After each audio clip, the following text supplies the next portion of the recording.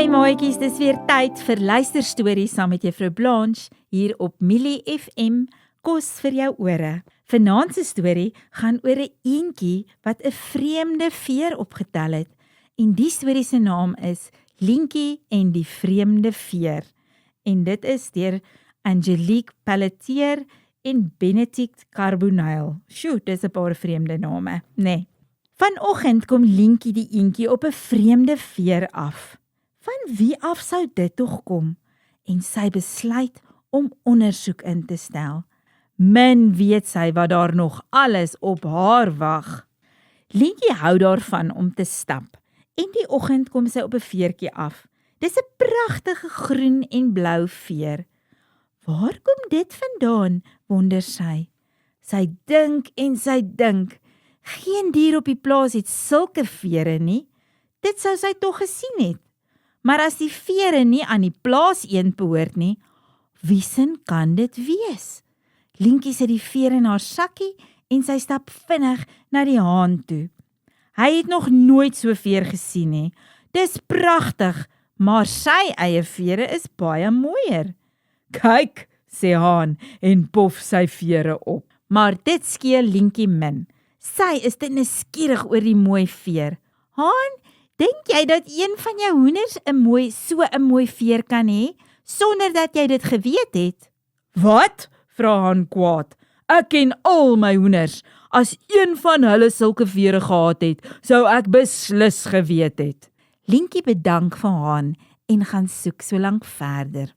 Dit is baie vreemd. Dalk weet Karel die koerantkat iets hiervan, wonder sy. Karel bekyk die veer van alle kante af. Miau, laat ons sien. Die veer kom nie van 'n eend op 'n plaas af nie. Dis geheimsinnig. Jelaas, ek kan jou nie help nie, sê die koerantkat. Daar kom Buks die plaashond aan. Hy is verbaas om vir Lientjie hier rond te sien. Wat doen jy hier? Vra hy. Lientjie wys vir Buks die veer. Maar dis dan 'n kalkoenveer, sê hy. Hy is seker, maar die boere dan nie kalkoene nie. En hoe het die vere tot hier gekom? Nee, dis onmoontlik.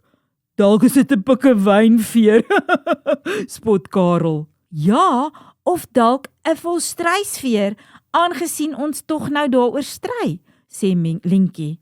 Julle weet net mooi niks, sê Karel.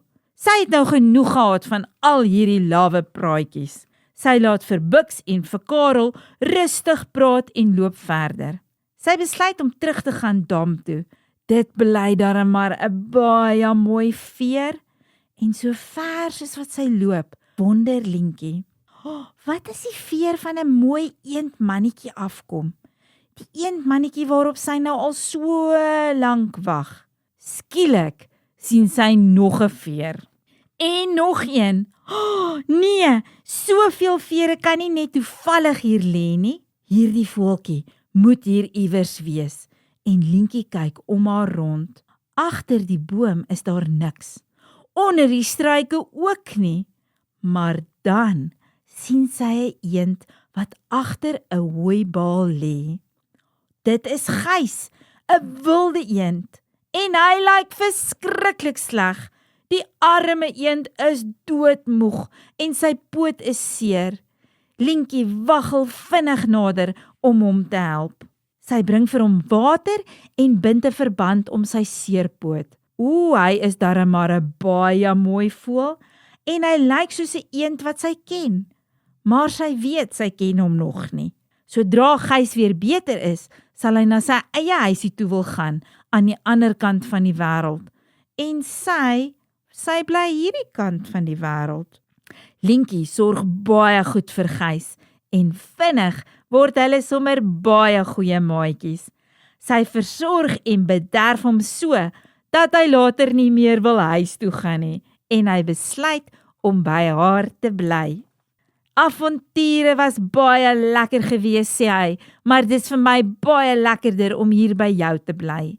Lientjie die eendjie en Gys die wilde eend het toe baie gelukkig vir altyd saam gelewe.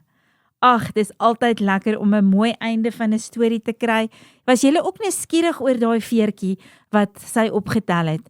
Ek was so 'n bietjie nuuskierig, maar ek het gedink dalk is dit 'n pauseveer.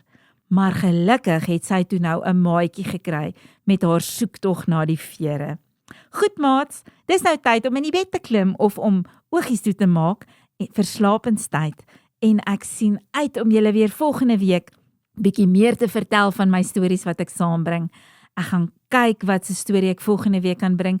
Dalk bietjie iets oor 'n dinosour. Ek is seker julle almal hou van dinosaurs.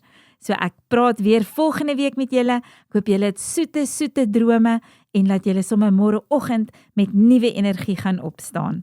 Lekker slaap!